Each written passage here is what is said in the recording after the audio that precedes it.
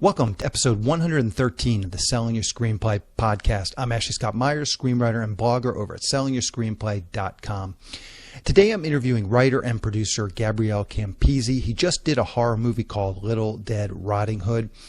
He's been working in the industry for years, starting out working various crew positions and eventually doing his own low-budget independent film.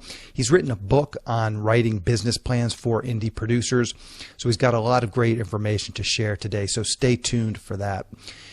If you find this episode valuable, please help me out by giving me a review in iTunes or leaving a comment on YouTube or retweeting the podcast on Twitter or liking it on Facebook. These social media shares really do help spread word about the podcast, so they're very much appreciated. Just a quick note on that.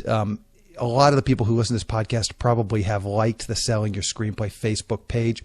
I've noticed, and I'm kind of just curious to see what people do. I've noticed the Facebook gives you a statistic that basically says how many people saw this post, and I can tell essentially like for every like that I get, it seems to show it to another 50 people. So, I can see in absolute clear terms that getting these likes really does help spread it along. I think there's like 3,000 people that have liked the Selling Your Screenplay Facebook page. And I would say if I'm lucky, the best posts when I publish them, basically I publish the podcast episode through there, the best posts usually end up getting it says, as I said, the statistic, something like, shown to X number of people. And the best I've seen is like right around 1,000. So about, 1/3 of my 3,000 people that have actually liked the page. But I can definitely see the more likes the thing get, the more Facebook seems to show it to other people. So if you're on Facebook and you don't mind just hitting the like button, I would be just curious to just see how far I could push that. It's as I said, it's very easy to just see in very concrete terms that these likes really do help get the Facebook post spread. So if you have a minute and you see my post on Facebook and you don't mind, just give it a like. I'd be curious to see how far I can actually push it. A couple of quick notes. Any websites or links that I mentioned in the podcast can be found on my blog in the show notes. I also publish a transcript with every episode in case you'd rather read the show or look at something later on. You can find all the podcast show notes at www.sellingyourscreenplay.com/podcast, and then just look for episode number 113. I just want to mention, too, a free webinar that I'm doing on Wednesday, March 2nd at 10 a.m. So this episode is going to be published on Monday. So really, it's just in 2 days. And I've done this same webinar again. I've done the same webinar before. It's called How to Effectively Market Your Screenplay and Sell It. I'm going to go through all the various online channels that are available to screenwriters and give you my unfiltered opinion on them. I get questions all the time like, does the blacklist work? Does Inktip work? What contests should I enter? I've tried pretty much every marketing channel available to screenwriters. Some I've had success with, others I have not. And I'm going to basically just go through them and kind of give you my opinion and talk about how I think they can be used effectively and maybe some things that are not so effective about them. So if you're curious about all these various marketing channels that are available to screenwriters, definitely sign up for this webinar. Again, it's completely free. You just put in your email address and then you will get an email basically with all of the login information. This webinar is all online. You don't go anywhere, so you can watch it. You can log in on your mobile phone, your iPhone, I think your Android phone. Obviously, you can get it on your computer as well. It's going to be 10 a.m. Wednesday, March 2nd. That's 10 a.m. Pacific time.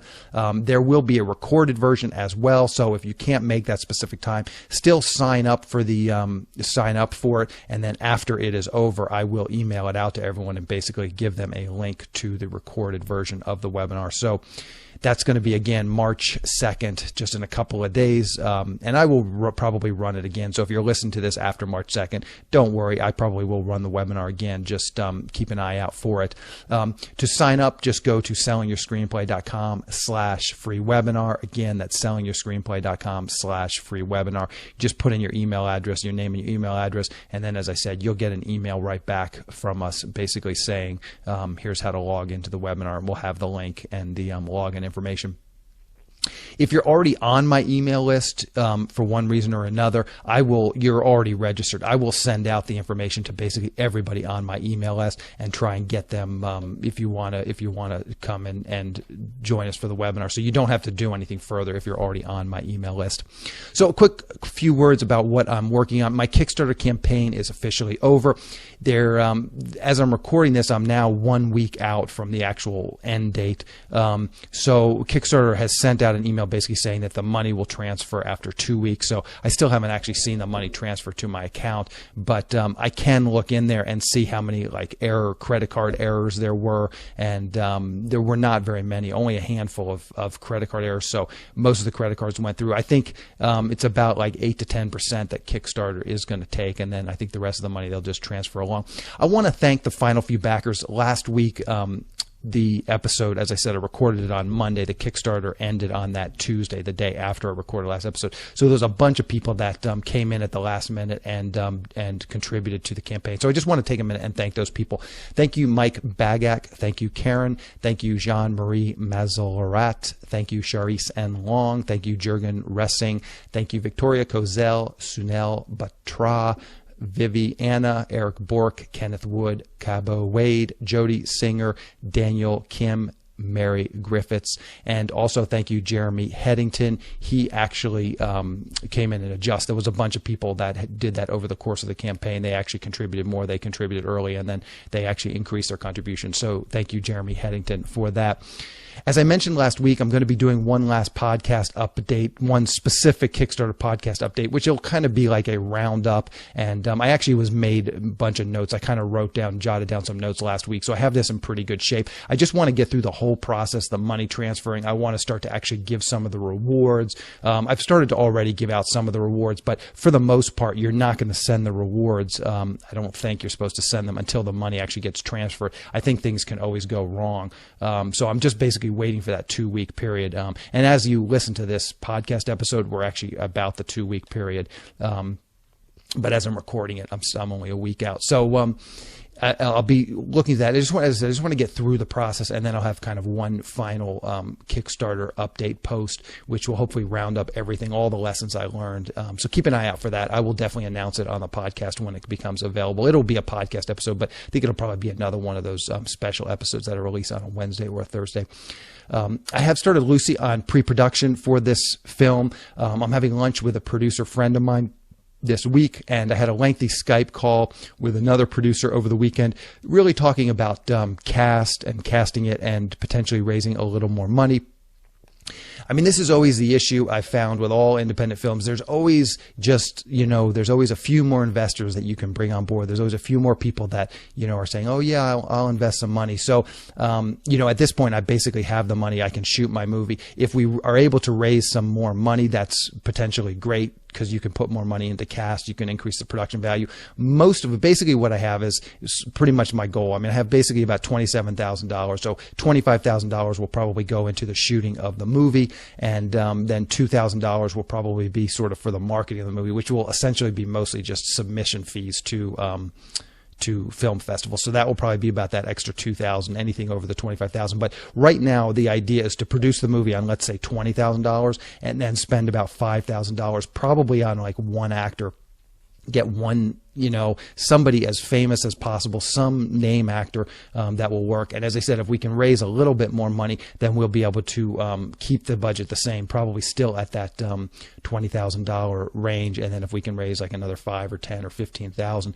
then that would probably, again, just go to cast. You would be amazed who you can get to work for like $1,000 a day. You can get some pretty famous actors with some name recognition. So it would be nice, even in a super low budget, micro budget film like this, it would be nice to get somebody, even just one, maybe two people that you've kind of heard of. Maybe they had a TV show in the 90s, or maybe they've done some big movies, some smaller parts in big movies, but people you recognize, people that maybe on the twilight of their career, so they're willing to come out and just do work on a cool project. So Just depends, again, how much money we ultimately are able to raise for that. But I don't want to wait around. I mean, basically, as I said, I have the money through the Kickstarter and through the money that I raised before the Kickstarter basically to go shoot this thing. So I'll probably spend another month. I've got to do another rewrite on the script. I've got to start to figure out sort of the logistics, knock down a date. Right now, in terms of shooting date, we're thinking probably May, June, July, somewhere in that time frame. The Skype call I had yesterday with the producer, he was saying that's a great time to shoot, that May, June, July. You can oftentimes get TV actors who want to do a feature film, and if they like the script, they might come on board, and they might be willing to work fairly cheaply since they have like a real paid gig, on a TV show. Sometimes those actors aren't concerned about the money. You might be able to get somebody like that. So that's right now, that's kind of the tentative plan. Things will probably change as we go forward, but basically that's the tentative plan. Shoot in like May, June, maybe even July, hopefully May or June. And then, just as I said, I've got to get the script in order and then start to get the dates locked down and locations and all that great stuff. So hopefully things will keep rolling along.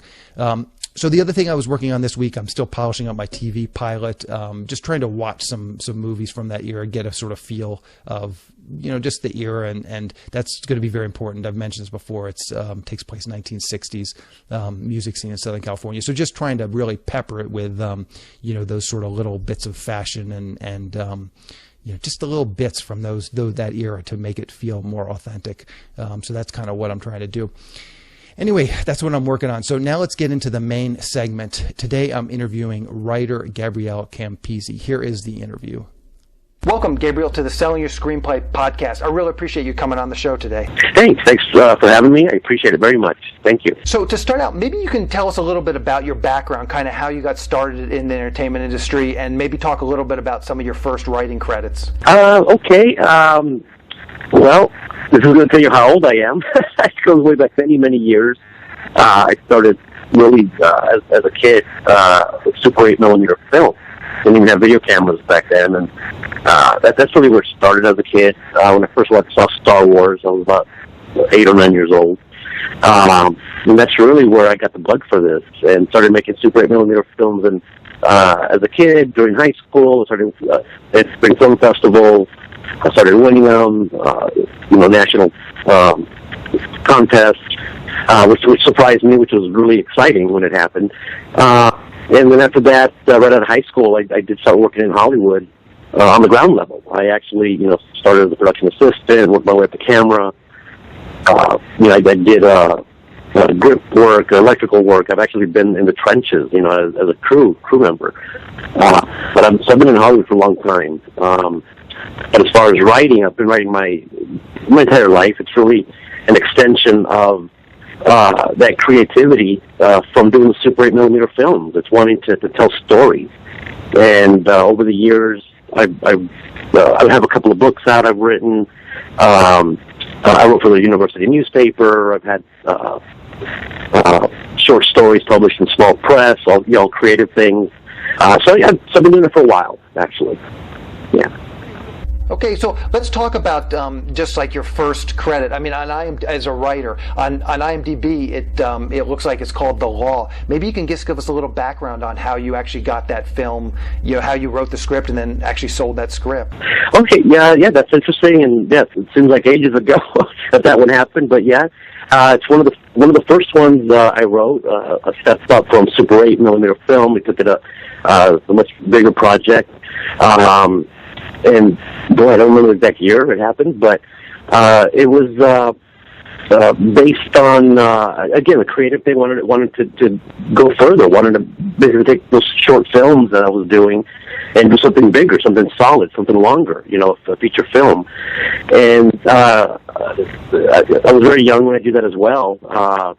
Had a lot of friends in the industry, crew members, lighting guys, camera guys, and it was most of it was actually put together with a lot of friends that actually contributed to the budget, actually. So it was part of it was financial, the other part was equity investment, actually, with people bringing on equipment and things like that. So it was shot relatively cheap. But we managed to pull it off. We wrote the script, it was pretty ambitious. We had spaceships in it and things like that, and we pulled it off. Huh. Yeah. Yeah. And then what did you do with that film once it was done? Were you able to find some distribution for it? We did limited distribution. This, again, goes back so many years of the small film. What we really did with it is it did the film festival circuit. What we wanted to do, to try to get it out there, show people what we can do. I went to several dozen film festivals, and it placed in almost all of them. Some of them were first place, some were third place, some were different categories. So what it really did is open up a lot of doors. It did get distribution for a while. This was on VHS. It didn't air on television or anything, but this is the time of VHS. Again, tells you how old I am. That happened with that. The success of that one really was it was a step up and was able to show what we could do as filmmakers, and myself as a writer and filmmaker as well. So. Yeah, and so it sounds like most of the people who worked on this were the people that you had been meeting, working basically as crew for these other films, just friends, people you met along the way. Is that correct? Correct, absolutely correct. Everybody I knew, I'd been working with them. I was already working in the industry. I was very fortunate to meet a lot of good people. When everybody was, hey, let's do this, let's do that. Everybody was always talking about doing projects and doing something bigger and better, doing it ourselves. And so I saw the perfect opportunity to take advantage of that. And when I came up with the project, everybody jumped on it, wanted to work on it. So that's how that came about.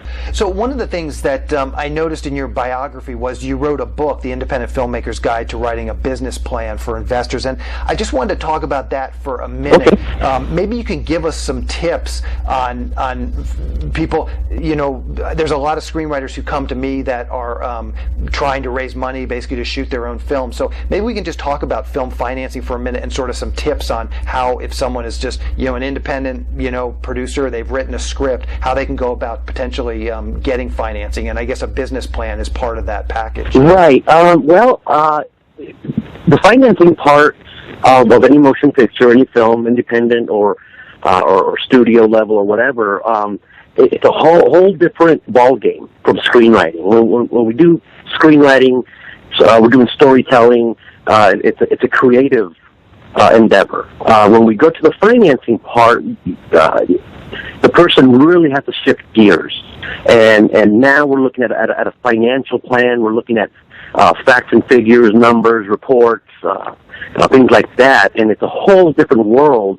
It's one of the reasons I actually wrote the book is I have a foot in both worlds, and I have a lot of, like what you just said, I had friends come to me and start asking the same questions. How can we do this and that? And I started helping people, and friends of mine get financing for a lot of their films, and that's where the genesis came for the book. I was like, hey, people started saying you should write a book about this. But to answer your question, today, a lot of people do the Indiegogo and the Kickstarter.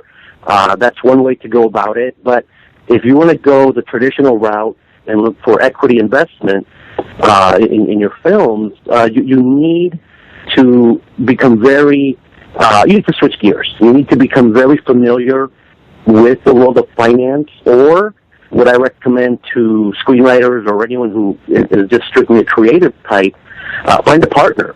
Find a production partner, someone who knows that side of the business, because it's not easy. It's not easy to do. You're literally asking people to give money to a project in the hopes that it will make some money back. So I would literally say, read some books on it, and it can be done. People do it all the time. Get financing. But is it easy? No, it's not. The biggest thing I would say is really get educated on it. And again, it's one of the reasons I wrote the book. Is for the same reason, to help help people that want to do that. I've had some writers who are also producers and produce their own film, and one of the things, and I'm forgetting his name, but one of the points he made was when he went out to raise financing, he tried not to make it a typical investment with a great ROI. It was much more about being a part of a cool project, right, and getting to some people that just wanted to be involved in something like this. I mean, is that part of the strategy today? I mean, realistically, can you find investors and actually honestly tell them, oh yeah, I think you're going to get a 10% return on this investment? Well, the first part about what you said is absolutely true, yes. I find a lot of investors that want to invest in movies, they like the glitz and the glamour. They like Hollywood. They like the movie stars, the limousines, the paparazzi. They like that world. They want to be a part of it, and a lot of them will gravitate towards that. So absolutely, on the first part of your question, yes. We call it the dog and pony show. You put on the dog and pony show for the investor. Bring him down, show him, take him to the studio, have him meet the stars, whatever it takes. Give them a taste of what they're looking for. That this is real, and in hopes that that's something that interests them. As far as the part about the 10% return, when you're making a movie traditionally, in dealing with investors, you have to be careful about promising a return, because it depends on your finance model. But if it's very difficult to guarantee anything. You try to mitigate risk as much as you can when you deal with an investor, when you deal with a movie. By mitigating risk, I mean, you want to try to get the right actors attached. You want to make sure your budget fits what you're going to try to sell. If you think your movie, you deal with sales agents and they tell you, well, maybe we can get $5 to $10 million from this movie tops worldwide. Well, you don't want to shoot it for $20 million because you're not going to make your money back. So that's what I mean. You have to analyze the market. There's so many factors you have to analyze. It's getting a little complicated, but as far as saying, oh, you're going to get 10% back, you got to be careful about saying that. Yeah.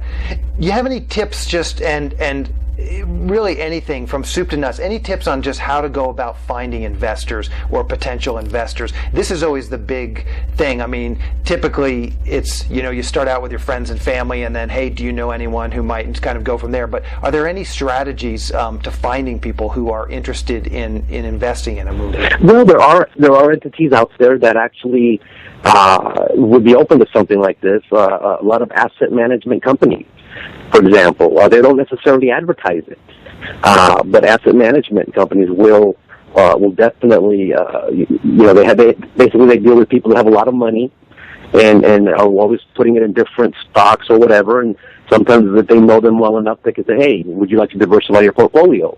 We have something interesting. We have this motion picture. We have this or that. And that is one way. But it's very interesting you asked that, because in the last book I wrote, the second edition, I interviewed, I think it's a dozen people in part 2 of my book, which are different filmmakers for different levels, small independent filmmakers all the way up to, Jerry Molen, who has an Oscar with Steven Spielberg for Schindler's List. People like this, they're very big names. And I asked them all the same question, what you just asked. Where are the investors? Because everybody, that's the big question. And what I'll tell you is this. Most people, when they have a line on investors, when I say investors, I mean, I'm talking private equity, someone that's going to put up hard cash. A lot of people will keep that information secret or keep it to themselves. And the reason for that is, let's say you go to someone who's going to finance your movie, and you're able to get money from him, and you're able to do a good business relationship. Well, if ultimately everybody finds out about that person, now everybody's going to him. Now he might not give you any more money.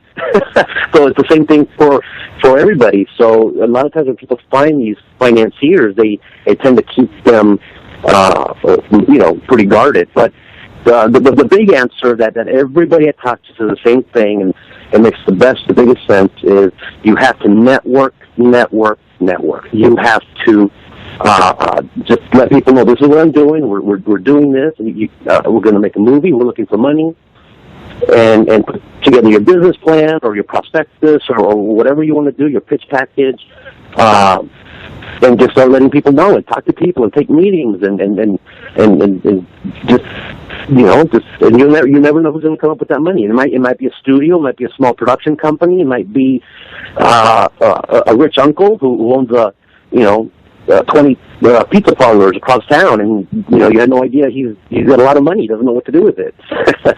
So yeah. So the answer is you never know where that money's going to come from. And in my book, part 2, it's very interesting about every person the same thing. Where do you get the money?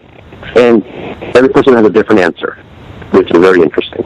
Yeah. Okay, so let's dig into Little Dead Riding Hood for a moment. I want to just bridge sort of the gap between, obviously you have this sort of business life, and then you made this film, in the 90s, The Law. Maybe you can just take us briefly through those years, what you were doing between, The Law and Little Dead Riding Hood, just so we have some sense of sort of the scope of your work and what all you're doing. Have you been writing other scripts? Have you been producing other movies? Sure. Like I said, I started, doing this very young, the teenager, and in high school. So in high school, I was doing, the Super 8 millimeter films for film festivals. I got older, I was doing them in 16 millimeter, then we started shooting them in video. And then in my 20s, for some reason, life happened, I guess we could say, and I shifted more towards the film finance area of all this. And so I spent many years just dealing with film financing, doing business plans and dealing with hedge funds and different finance entities, and I had a lot of different partners, and I think a lot of that was, I got married, I had children, and wanted to do the security thing, take care of everyone. So that made more sense financially at the time, because trying to get into just writing and directing, it can take a long time, and there's no certainty that that's really going to work out. So I think I took the easier route for a minute. But now, after things started happening, the last several years, I said, well, you know what, I need to go back to what I love, which is writing, producing, and directing, actually doing the movies. And that's what, several years ago, that's what happened. I actually came back to this. During the big gap there, I was mostly doing film financing. During that time, I did write 2 editions of the film finance book, the business plan book. And I also, I did do writing. A lot of it was ghost writing. I did get hired to do ghost writing. I also did on screenplays, and I also was paid to write certain screenplays. I did a television pilot, 2 of them, as a matter of fact. But for some reason, a lot of these things, they don't get made. They just didn't go all the way. They got partial funding. They said, hey, we got X amount of money, and we're going to go to development. We need a screenplay. We'll hire you. Okay, so I'm on the team, but the project didn't go all the way for some reason. That happens all the time. So for the last few years, I finally said, okay, I'm going back to what I love, and that's where we are today. Okay, so let's dig into Little Dead Riding Hood. To start out, maybe you can give us a quick pitch or logline of the film. I will always link to the trailer so people can check that out, but maybe you can just kind of pitch it for the folks that are listening. Yeah, okay. Little Dead Riding Hood, it's a story about a small town sheriff, Eric Balfour is the actor, a small town, fictional town, Stillwater, it's called, and he starts to see a surge of wolf attacks. There's also these wolves start attacking all the people in the town, and first it's just one, and no, it's no big deal, it happens every now and then it's another one, and then another one, and things start getting out of control, and all of this happens right after the mysterious quote-unquote wolf lady, they call her the wolf lady, commits suicide. They find her dead body, and she would correlate to the grandmother in Little Red Riding Hood lore. So he starts to investigate. What he doesn't know is that the old woman, the grandmother, she was actually the supernatural keeper of the forest. She made sure that these wolves and other creatures of the night were kept at bay, away from humans. So she did kill herself, but it wasn't for selfish reasons. What happened was she knew that a den mother, queen of the werewolves, would be appearing soon when the full moon peaked during the autumn equinox in a few days, and she was afraid she would not be able to keep her at bay. So the only way she could keep her at bay or protect the humans is to pass on her powers to the younger generation, which is her granddaughter, who correlates to Little Red Riding Hood. And the only way to do that was through an ancient ritual where she actually has to kill her and bury her. And we see that in the movie. So basically, the granddaughter finally comes out of the grave as part of this ritual, and she's basically a zombie with powers, is what it is. That's the name, Little Dead Riding Hood. It alludes to her being a zombie. zombie-type creature. And so she's there to save the day, but the granddaughter, Little Red Riding Hood, or Little Dead Riding Hood, doesn't really know what's going on. She doesn't know the full extent of what happened to her or how to control her new powers. So she's learning, so she becomes a reluctant hero. So the movie is actually her origin story, and we're already talking about doing a sequel and maybe more with it. Towards the end of the story, she learns enough to get the job done, and we see a final climactic battle between her and this supernatural den mother that comes out, and the battle takes place in the center of town. It's a big battle towards the end. So that's it in a nutshell. So that's great. Where did this idea come from? The idea, the actual genesis for the character, I work with a bunch of some comic artists. I've known them for a while. Buzz Hassan, Ken Hazer, Blair Smith, Keith. What's Keith's last name? Keith Thomas. I always forget his name. Sorry. And we worked on The Amazing Adventures of the Living Corpse, which is a movie put out by Anchor Bay. We did a Jailbait comic book. So anyways, I know these guys, and we always toss ideas around, and one of them came up with a drawing. They actually did it almost as a joke. And I thought it looked so cool. Oh, that's very cool, you know. And I went, wait a minute. That's not just really cool. That's really cool. This should be a movie. This is so awesome, you know. And so basically it came from a drawing that one of my friends actually did. And so actually, and they have credit on the movie too, for it's characters created by, their names are on it as well. But as far as the screenplay, I took that and ran with it. And decided it would be really cool. So I had to explore what would make a cool story, for this character. And I explored doing it in the past, doing it in the present day, and that's where it originated. So, and I wonder if we could just walk through your writing process, and we can talk specifically about Little Dead Riding Hood. How long does it take you to write a script once you kind of had that seed of an idea? How much do you write per day? How much time do you spend outlining? All that kind of stuff. I'm always curious to hear from writers. Yeah, absolutely. An outline is pretty crucial. When you want to lay it out, you want to make sure it makes sense, especially if you have multiple characters or character arcs. You want to, step back and look at it. And I just do my own chicken scratch, as I call it, because no one can understand what I'm doing. They're notes just for myself. Mm-hmm. I'll tell you the hardest part is sitting down to start writing. That for me is really the hardest, because it's a blank page on the word processor. But once it starts, once you fade in and you do the location and you start writing, it might take a few hours, it might take a few days, but once it starts taking off and coming together, then that's all I want to do. I don't want to, get away from that computer until the script is done. It could take. I did almost 10 drafts. I think over 10 drafts for Little Dead Riding Hood, because for me, there's no such thing as writing. You write one draft, okay, well, it's just one. No, it's constant rewriting. It's perpetual rewriting, and I compare it to like when you grab a block of granite or a big cement block or something, and you chisel it. You want to get a face out of it or a statue. That's what the blank page is. It's literally this big block of rock, and as you chisel it, you're constantly chiseling. You're trying to get the eyeballs or the nose or the hair. Well, you're not going to do it once. You can do it many times until you get it to where you want. So that's what happens with the script. You do the first pass.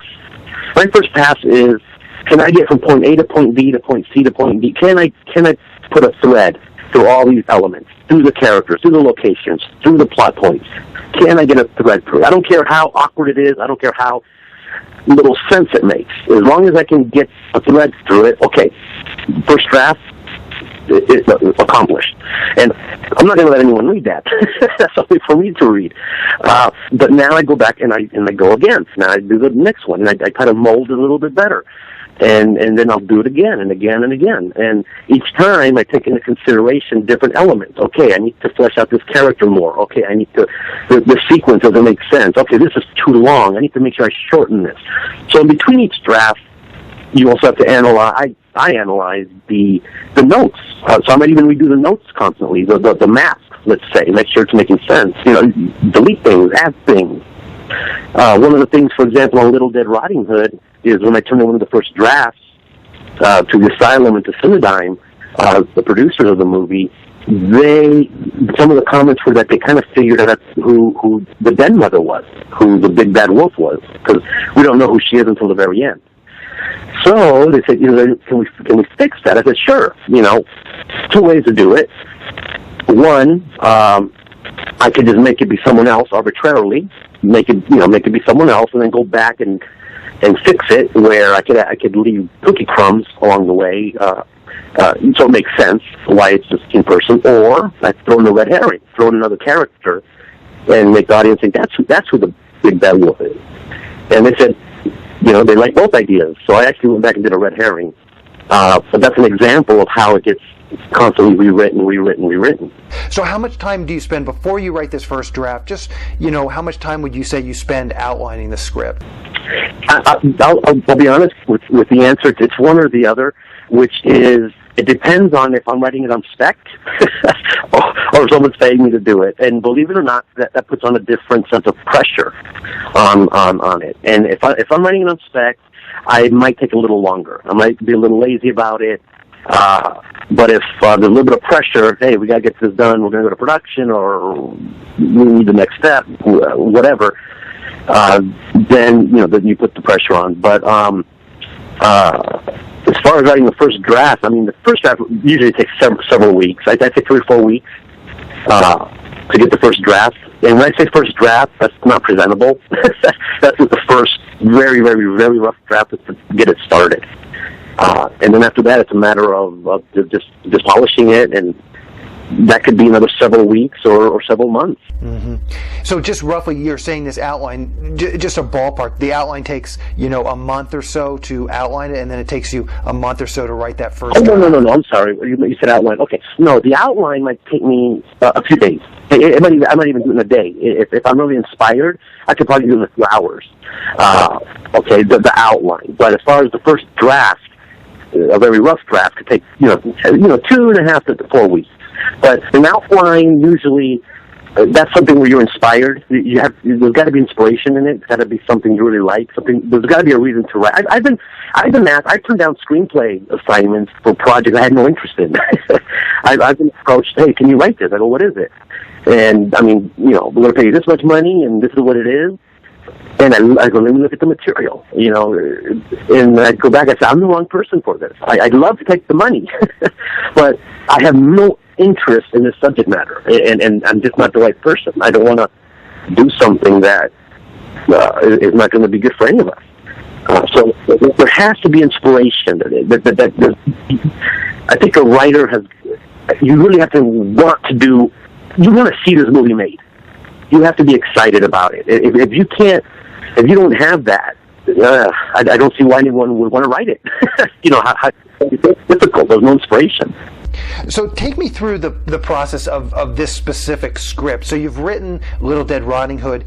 You have a draft that you're happy with. You start to show people. What were those steps now to actually get this movie funded and produced? Believe it or not, I do know the producers. Because I'm a producer myself, so I do know the producers that financed this and everything. Although the screenwriter on this one, I actually pitched them the story. I went in with a synopsis, which is basically just a one-pager, not even 8 pages. I said 1 page. So they wanted. Took in some conceptual artwork again, because I'm very fortunate because I deal with these comic guys that do amazing artwork.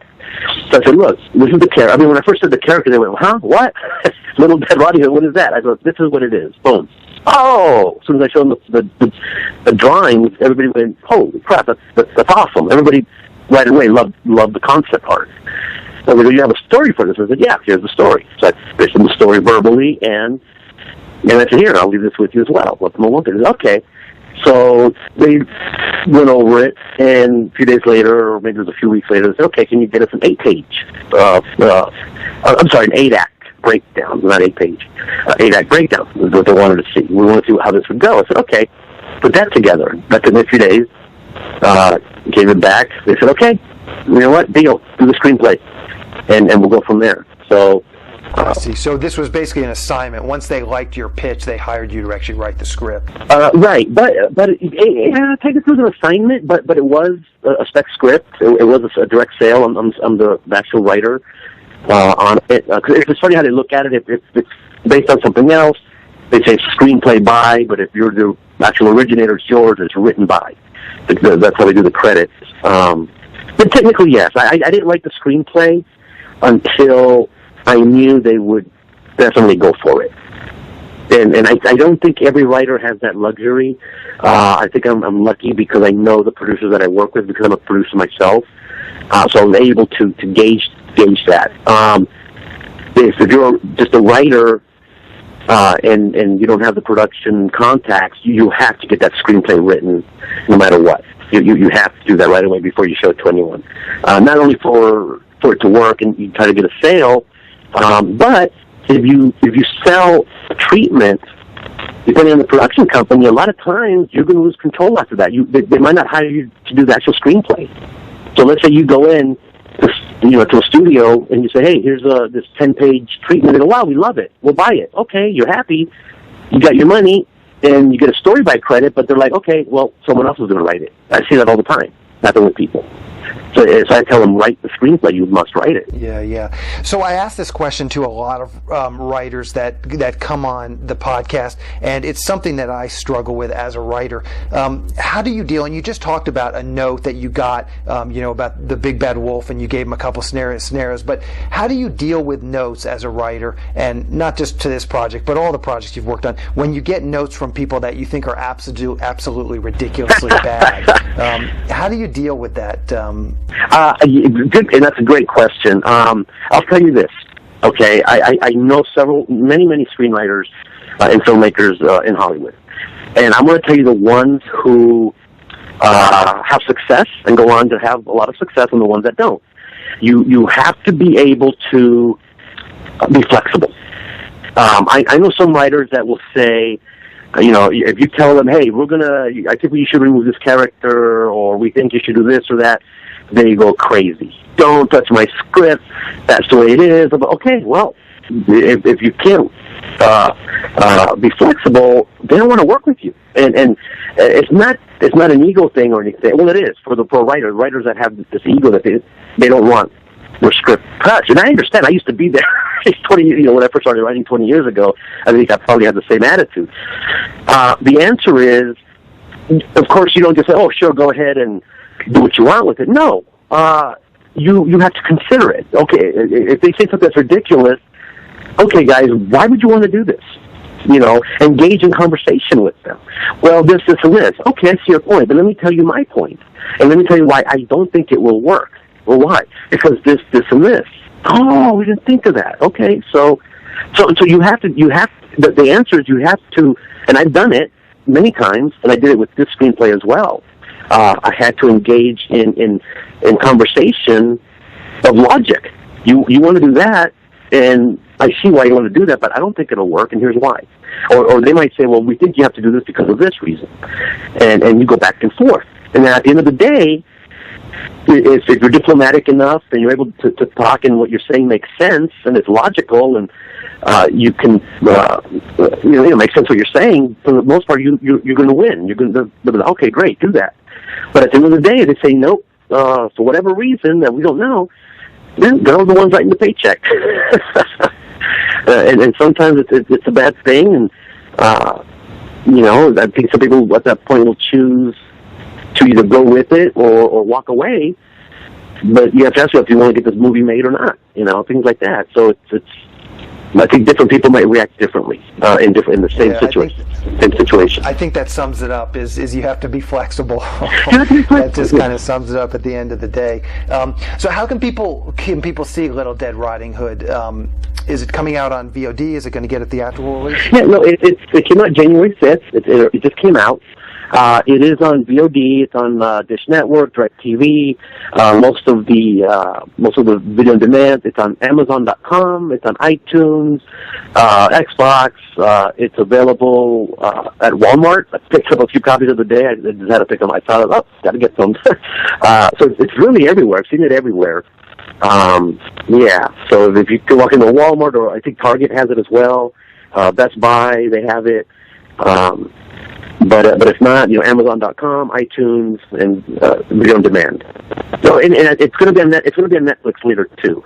I did hear that. It's not on there yet, but it will be. Great. I always like to end the interviews just by asking the guest if they wouldn't mind sharing their Twitter handle or their Facebook page or their blog, or really whatever you feel comfortable, just in case someone listens to the interview and potentially wants to kind of follow you and keep up with what you're working on. Are you on Twitter or Facebook or have a blog or anything like that? Yeah, absolutely. I'm on Twitter. I'm not sure the exact name. I think you just search Gabriel Campisi. I have to go on and look. I'll do a search and I'll put it in the show notes so people can click over there, but I'll track that down as long as I know you're on there. Yes, on Twitter. I'm on Facebook as well. I do have a website. It's GabrielCampisi.com.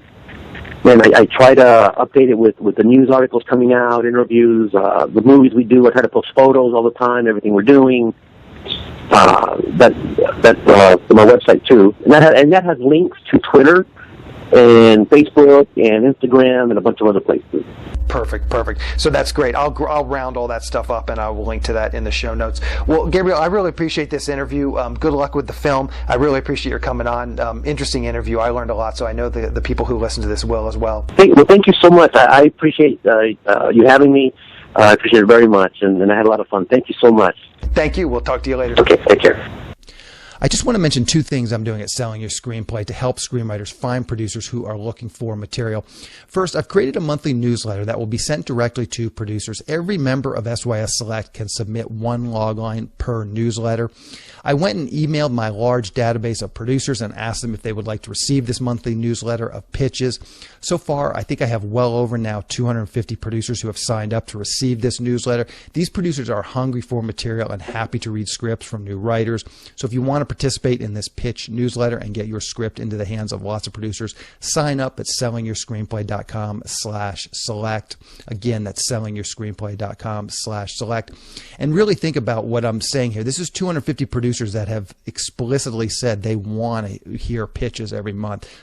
So these are really the producers that you want to interface with. These are not cold emails. We're not just blasting this out to the entire world. These are producers that said, yeah, I'm in the market for material and I'm willing to look at these new writers who may or may not even have representation, et cetera, et cetera. So I think this is a great opportunity just to get your logline in front of some producers. And secondly, I've partnered with one of the premier paid screenwriting lead sites so I can syndicate the leads to SYS Select members.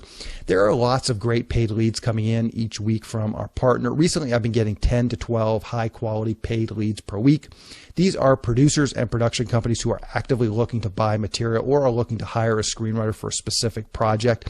If you sign up for SYS Select, you'll get these leads emailed directly to you several times per week. These leads run the gamut from production companies looking for a specific type of spec script to producers looking to hire a screenwriter to write up one of their ideas. There are shorts, features, producers looking for TV. There are producers looking for shorts, features, producers looking for TV and web series pilots. It's a huge array of different types of projects. So most likely, if you're a screenwriter, whether you're writing TV or web series or features or shorts even, you will be able to find some submissions each week that are applicable to you. And these leads are exclusive to our partner and SYS Select members. Again, to sign up, go to sellingyourscreenplay.com/select, or I actually have the domain name sellingyourscreenplayselect.com. I think You can go to either one of those. Again, I linked everything in the show notes, so sellingyourscreenplayselect.com, or just find this podcast, episode number 113, and look for the link in the show notes. I recently set up a success stories page for people who have had success through the various SYS Select services. So if you want to check out what some of the other people who have tried our services are saying, just go to sellingyourscreenplay.com/success. So next week on the podcast, I'm going to be interviewing writer and director Afonso Poyart, who did a film called Two Rabbits. This is an incredibly stylized, kind of like a Pulp Fiction action thriller type of a script. I really enjoyed the movie. I would recommend it. I think it's available now, so you could probably see this movie before the interview next week. I think it's available on demand. Again, it's called Two Rabbits.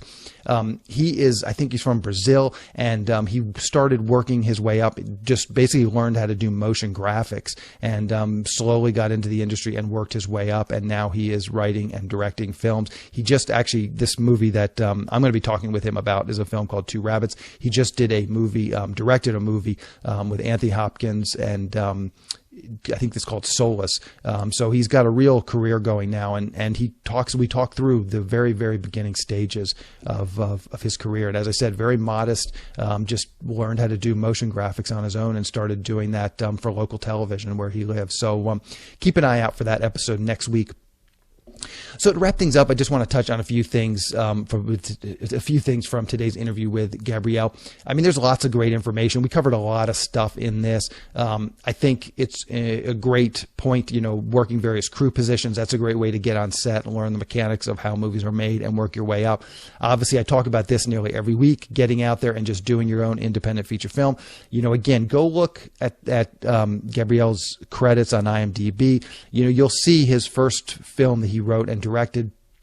I mean, he just talked about it. It's, super low budget, but, it got him kind of going. And it was not one of these films that, blew up. It was not Clerks or Brothers McMullen, but it was enough to kind of get his career going. And, that's just so important. I think people go into these things thinking that they're going to get this huge studio deal.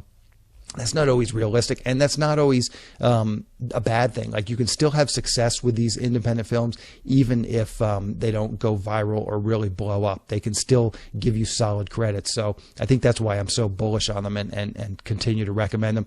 I also think it's really listening to what Gabriel said about being flexible. Again, I talk about this quite often on the podcast. And what Gabriel just said is exactly correct. It's, the working screenwriters, for the most part, they're easy to get along with, and they're open to suggestions from other people and willing to make compromises to the material. And that's just so important, because film is a collaborative process. If you're not the one that's raising the money and bringing the money, you're always going to be subservient to someone, and that's just the way it is. You're always going to have a producer and potentially a director that are ahead of you, and ultimately their ideas, for better or for worse, may get you, they may want you to implement them. And if you're unwilling to do that, then they will find a writer who is. And that's just kind of the way it is. So I would say definitely keep this in mind as you pursue your own career.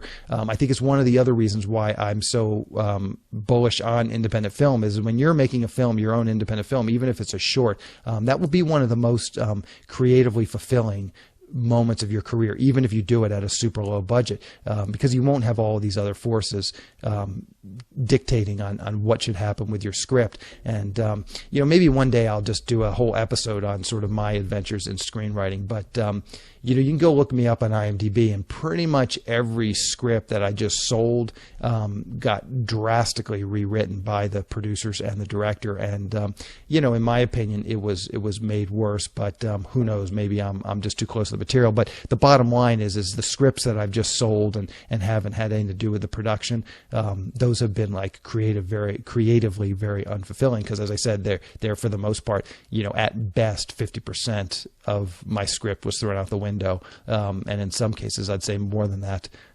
So again, it's something to keep in mind and really listen and think about as you develop your own career. And there's no point in spending a lot of time trying to accomplish something that's not even really what you ultimately want. And I do feel like, there's a lot of writers out there. I'll get emails from people like, hey, I just wrote this script and, I want to send it out, but how can I make sure that I direct it? And how can I make sure that, my vision is ultimately the one that they film and protect my script? And, I think those people are just in the wrong business. I mean, what I tell them, and I'll tell it to, anyone listening to this now, you got to go out and raise the money. If that's your attitude, you've got to be the one who goes and raises the money, and then you control everything. If you have the purse strings, you will be able to make all these creative decisions as well. But other than that, if you're working for someone or someone buys your script or hires you to write a script, you're basically an employee. And yes, you're an artist, and yes, you're a creative, but there's a lot of compromises that do have to be made. And really listen to what Gabriel's saying is, the writers he knows that are working in this industry are very, very flexible. Anyway, that's the show. Thank you for listening.